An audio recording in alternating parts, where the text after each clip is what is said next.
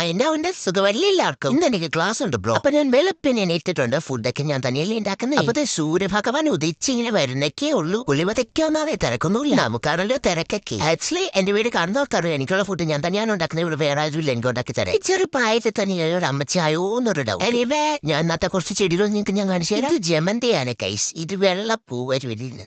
ഇത് ഇത് ഇത് തുളസിയാണ്. മറ്റേ സാധനമാണ്.